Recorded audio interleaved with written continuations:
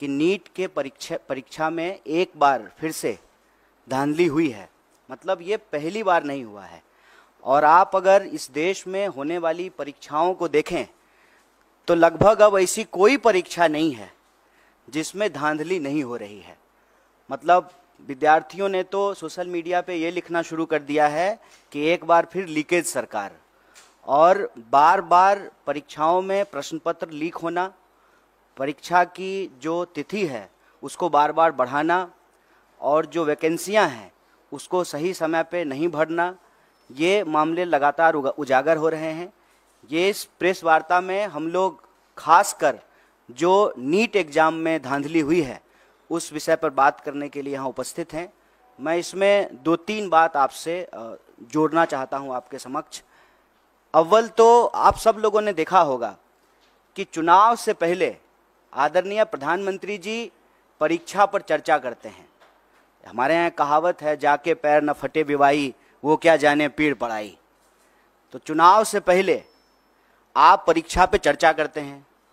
चुनाव जब समाप्त हो जाता है, पूरे 5 साल तक जो परीक्षाओं में धांधली होती है, टाइम पे एग्जाम नहीं होता है, और जो वैकेंसियां हैं उसके बारे में आप कोई बात नहीं करते हैं।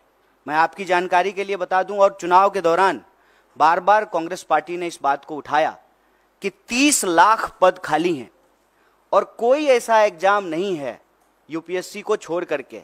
अगर यही हालत रही तो मुझे लगता है कि आने वाले दिनों में यूपीएससी के एग्जाम भी सही तरीके से कंडक्ट नहीं हो पाएंगे। जिन एग्जामों में आज तक कोई गड़बड़ी और धांधली नहीं हुई थी, उन एग्जामों में भी गड़बड़ी और धांधली हो रही है। नीट का जहां तक सवाल है, इसके 3 प्रमुख बिंदु हैं। पहली बार लोग कहते हैं कि रैंक 1 2 लोग होगा, 4 लाख होगा। इस बार नीट के एग्जाम में जब आप उसके रिजल्ट को देखेंगे, 67 लोग जो है वो जो है फर्स्ट रैंकर हैं, और उसमें से 720 नंबर मिला है, मतलब 100% मार्क्स मिला है। जब इस सवाल को उठाया गया तो एनटीए के डायरेक्टर ने कहा कि ग्रेस दे करके जो है इनको हम फुल मार्क्स दे दिए हैं। तो उसके क्या नियम है, उसकी क्या ट्रांसपेरेंसी है, किस आधार पे जो है आपने 720 में से 720 दे दिया। और इस देश की सबसे प्रतिष्ठित जो मेडिकल इंस्टीट्यूट है एम्स, वहां पर 50, 60, 65 लोगों को एडमिशन होता है। अब आप ये समझ लीजिए कि जिनका रैंक 1 है, जिनको 100 में से 100 मार्क्स आया है, उनका भी एडमिशन एम्स में नहीं होगा। तो पूरी तरह से इन्होंने इस देश के एग्जामिनेशन सिस्टम को मजाक बना दिया है।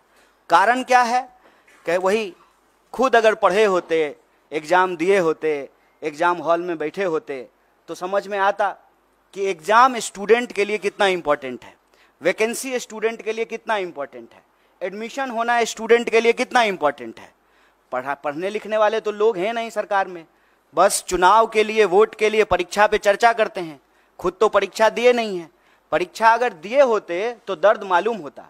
और आप लोगों ने एक दर्दनाक वीडियो देखा होगा, एक लड़की छत से कूद करके आत्महत्या कर ली जब नीट का एग्जाम आया ठीक उसके बाद। और जब जब कहीं भी किसी भी एग्जाम में कोई गड़बड़ी हो रही है, इसका खामियाजा सीधे विद्यार्थी को भुगतना पड़ रहा है। आप सब जानते हैं, सरकारी आंकड़ा है, हमने अपने घर में नहीं बनाया है, 1 घंटे में 2 जवान इस देश में आत्महत्या कर रहे हैं।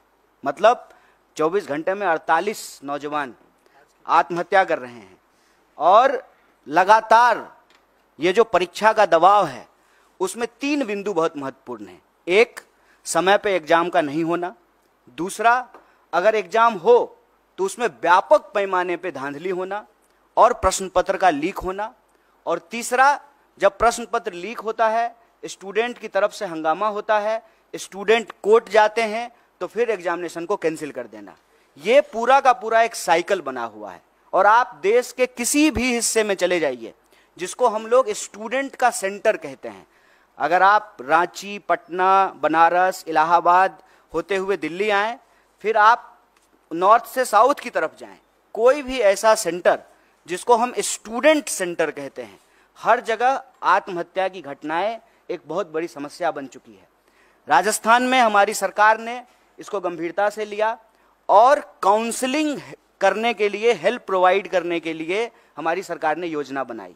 और आप सबने देखा होगा इस बार के भी न्याय पत्र में हम भर्ती विधान लेकर के आए हैं, और भर्ती विधान में हम 3 बात प्रमुखता से कह रहे हैं। एक, सारी वैकेंसी भरी जाएगी, सारी वैकेंसी। बताइए, हर 5 साल में चुनाव हो जाता है, कोरोना के टाइम पर भी चुनाव हो गया, सब कुछ बंद रहा, देश में जनगणना नहीं हुआ, लेकिन चुनाव हुआ टाइम पे। तो जब 5 साल में प्रधानमंत्री बदल जाते हैं, 5 साल में जो है एमपी बदल जाते हैं, एमएलए बदल जाते हैं, मुख्यमंत्री बदल जाते हैं, सब कुछ टाइम पे होता है, तो एग्जामिनेशन क्यों नहीं टाइम पे हो सकता है?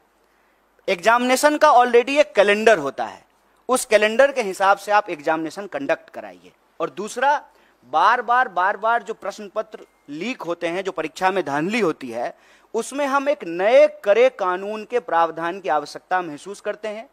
और हमने भर्ती विधान में ये रखा कि जब हमारी सरकार आएगी तो हम प्रश्न पत्र लीक करने वाले लोगों पर कड़ी कार्रवाई करेंगे, क्योंकि ऐसा देखने को मिला है कि जो लोग शिक्षा माफिया हैं उनका सरकार से सीधे साठगांठ है। वो नेताओं से मिले हुए हैं, नेताओं से मिल करके जो है वो पूरा का पूरा जो है बच्चों के भविष्य से खिलवाड़ करते हैं। तो उसके लिए कड़े कानून की आवश्यकता है।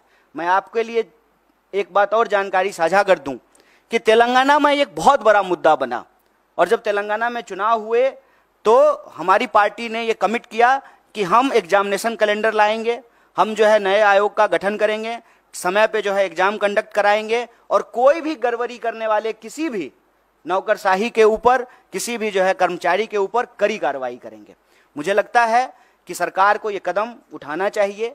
सिर्फ जो है बयानबाजी से, बतौलेबाजी से काम नहीं होगा। ये देश के भविष्य का सवाल है, ये बच्चों के भविष्य का सवाल है। और नेट को लेकर के, नीट को लेकर के, देश के अंदर होने वाले किसी भी एग्जाम को लेकर के कांग्रेस पार्टी ने, हमारे राष्ट्रीय अध्यक्ष ने कहा है कि सुप्रीम कोर्ट की निगरानी में इसकी एक उच्च स्तरीय जांच हो, और अगर आवश्यकता पड़े, गड़बड़ियां इस लेवल पे अगर पाई जाए तो इसको एग्जामिनेशन को रिकंडक्ट कराया जाए। अगर जो लोग कंप्लेन लेकर के गए और कुछ लोगों का नंबर जो है 720 में से 720 कर दिया गया, तो बाकी लोग जो भी कंप्लेन कर रहे हैं उसकी भी सुनवाई होना चाहिए, उसका रिड्रेसल होना चाहिए। और इस देश के भीतर भाजपा को हम ये कहना चाहते हैं कि आप युवाओं के भविष्य से खिलवाड़ करना बंद कीजिए, परीक्षा पर चर्चा का नाटक बंद कीजिए, समय पर परीक्षा कराइए, और परीक्षा में धांधली करने वाले लोगों के ऊपर कड़ी कार्रवाई कीजिए।